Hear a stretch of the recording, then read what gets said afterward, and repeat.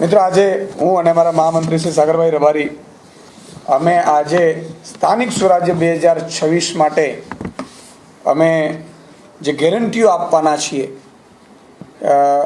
Manifesto Arvind કેજરીવાલજી અને ગુજરાતની જનતાની ગેરંટી, એ અમે આજે લોન્ચિંગ કરી રહ્યા છીએ. તમામ જિલ્લા તાલુકા પંચાયતમાં ગ્રામ વિકાસ માટેનું આયોજન આમ આદમી પાર્ટી મજબૂતાઈથી કરશે. ગામ અને તાલુકા પંચાયત દ્વારા રજૂ કરાયેલ વિકાસ કામોને લોકોના હિતમાં ઝડપી અને પારદર્શક રીતે મંજૂરી આપવામાં આવે. અધૂરા રહેલા રોડ રસ્તા, તાલુકાને જિલ્લાના એટલે કે ડિસ્ટ્રિક્ટના જે જિલ્લા પંચાયત તાલુકા પંચાયતમાં આવતા જે ખરાબ રસ્તાઓ છે એને મૂળભૂત સુવિધાઓથી સજ્જ કરીને નાના જે ગામડાઓના રસ્તાઓ છે એ રસ્તાઓ અને વાડી વિસ્તારના રસ્તાઓ પણ જે તાલુકાને જિલ્લા પંચાયત અંતર્ગત આવતા હશે એ આમ આદમી પાર્ટી 1 વર્ષની અંદર સત્તા મળ્યાની સાથે પૂરું કરશે એવી અમે ગુજરાતની જનતાને ગેરંટી આપીએ છીએ. મિત્રો, આપે જોયું હશે કે એટલા રસ્તાઓ ખરાબ છે.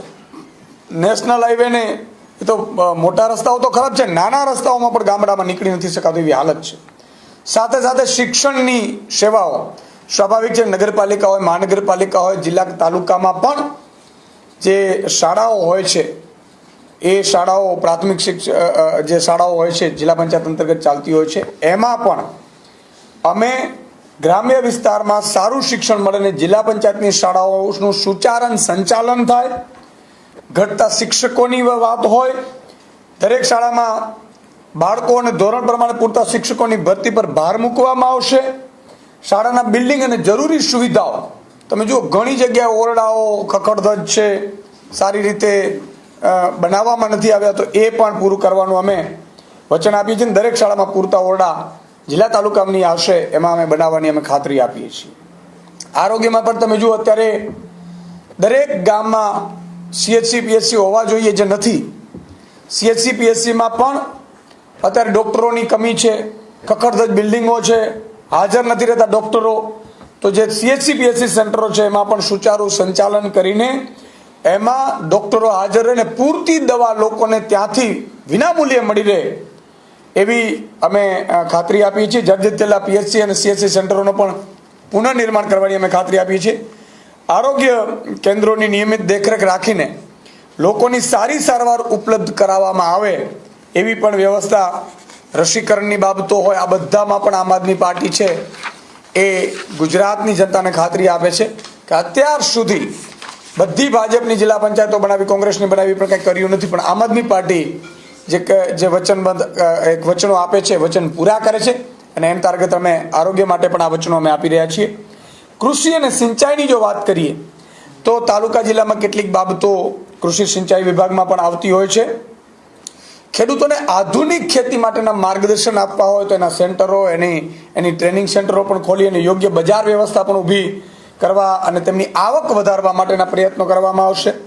નવા ચેકડેમો જે તાલુકા જિલ્લાવાળું થઈ શકતું હોય તો એમાં દરેક ચેકડેમો, તળાવો બનાવી અને ભૂગર્ભ જળનું લેવલ ઊંચું લાવવામાં આવે જેથી કરીને સિંચાઈ અને પાણીની સુવિધા પણ ખેડૂતોને પૂરતી મળી રહે. પુરાઈ ગયેલા અને તૂટી ગયેલા ચેકડેમોની મરામત કરવામાં આવશે. તમે જુઓ, ચેકડેમો વર્ષોથી એમને એમ પડ્યા છે, તો આ પાણી સંગ્રહ અને સંરક્ષણ માટેની પણ યોજનાઓની ખાતરી અમે આપીએ છીએ. ગામડાના રોડની મેં અગાઉ પણ વાત કરીને અત્યારે પણ ગામડાઓમાં જે સારા ટકાઉ અને મજબૂત રસ્તાઓ બનાવવામાં આવશે જેથી લોકોની અવરજવર સરળ બને. શાળાઓ સીમના ખેતર સુધી તમે જુઓ, અત્યારે જનરલી સીમના ખેતર સુધી કોઈ રસ્તા બન્યા નથી, અથવા તો 2-3 કિલોમીટરે લોકોના જે અંદરૂની ગામડાઓને જોડતા રસ્તાઓ છે એટલા હાલત ખરાબ છે. તો આવા રસ્તાઓને પ્રાયોરિટીમાં આમ આદમી પાર્ટીની જિલ્લા તાલુકા પંચાયત બનશે એટલે અમે બનાવીશું. વિથિન 1 વર્ષમાં એનું કામગીરી શરૂ થશે એવી ખાતરી આપીએ છીએ. પશુપાલન પણ ગામડાનું એક અભિન્ન અંગ છે, તો પશુપાલન માટે પણ અમે પશુઓ માટે ગ્રામ્ય વિસ્તારમાં હોસ્પિટલ અને સારવારની સુવિધા ઉપલબ્ધ હોય અને સુચારુ વ્યવસ્થામાં એની અમલ થાય એની પણ અમે ખાતરી આપીએ છીએ. પશુ આરોગ્ય માટે સમયાંતરે જરૂરી મુજબ રસીકરણ, પશુપાલન વિકાસ માટે યોજનાઓની અમલમાં મૂકી પશુપાલકોને પ્રોત્સાહન છે એ કઈ રીતે મળી શકે અને વધુ પશુપાલન સારી રીતે થઈ શકે એ માટેના પણ જરૂરિયાત પડે પશુને આહાર, ખોરાક, રસીકરણ આની પણ ટ્રેનિંગ માટે પશુપાલકોને આપી અને એને પર પ્રોત્સાહન આપવામાં આવશે. સામાજિક કલ્યાણ મુદ્દામાં પણ અમે ગેરંટી આપીએ છીએ ગુજરાતની જનતાને કે જરૂરિયાતમંદ લોકોને સરકારી પેન્શન યોજનાઓ યોગ્ય લાભ પહોંચાડવામાં આવશે. દાખલાઓમાં પણ ખૂબ પરિસ્થિતિ વિકટ હોય છે, તો એ માટે પણ અમે કટિબદ્ધ છીએ. ગરીબી ઘટાડવા માટે વિવિધ સહાય યોજનાઓ પણ અમલમાં મૂકી મદદ કરવા માટેનો પણ પ્રયાસ કરીશું. મહિલાઓ અને બાળકોના વિકાસ માટે ખાસ કાર્યક્રમો અમે કરીશું, જેથી કરીને એ પણ સુચારુ વ્યવસ્થાથી આગળ વધી શકે. મિત્રો, આ સાથે અમે દરેક જિલ્લામાં પણ મેનિફેસ્ટો અમે બનાવ્યો છે. જિલ્લા વાઇઝ પણ બનાવ્યો છે, તાલુકા વાઇઝ પણ બનાવ્યો છે, કે જ્યાં નાની નાની સમસ્યાઓ છે જિલ્લા તાલુકા પંચાયતની આવે છે, એ જે તે જિલ્લામાં અમે મેનિફેસ્ટો અમારા ત્યાંના લોકલ ઉમેદવારો અને જિલ્લા અધ્યક્ષને લોકસભા અધ્યક્ષે બનાવ્યો છે. ત્યાં પણ એ લોકોએ ગેરંટીઓ આપી છે.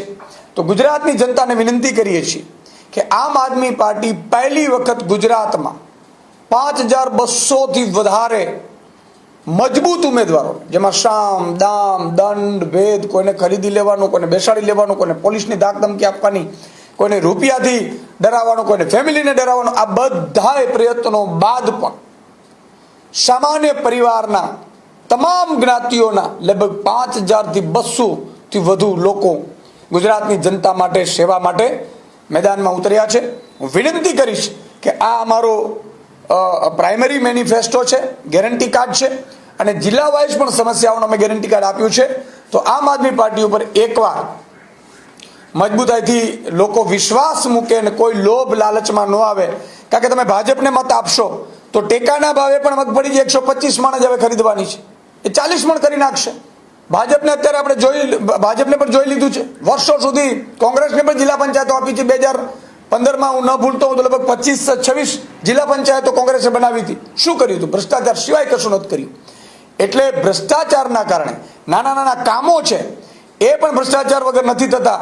ત્યારે તાલુકા જિલ્લા પંચાયત તમે બનાવશો તો હું ખાતરી આપું છું મિત્રો, આમ આદમી પાર્ટી ખાતરી આપે છે કે વિધાઉટ ભ્રષ્ટાચાર તમારા દાખલાઓ, આવકના જાવકના આ બધી વ્યવસ્થાઓ છે એ સુચારુ ભ્રષ્ટાચાર વગર થશે. એનેમાં પણ ખૂબ રૂપિયા લેવાય છે એવું મેં સાંભળ્યું છે. તો આ બધા નું એક જ ઇલાજ છે, ઝાડુ છે. એટલે ઝાડુને મતદાન કરશો એવી અમારી વિનંતી છે. અમે સાગરભાઈ આ લોન્ચિંગ કરીએ છીએ મેનિફેસ્ટો.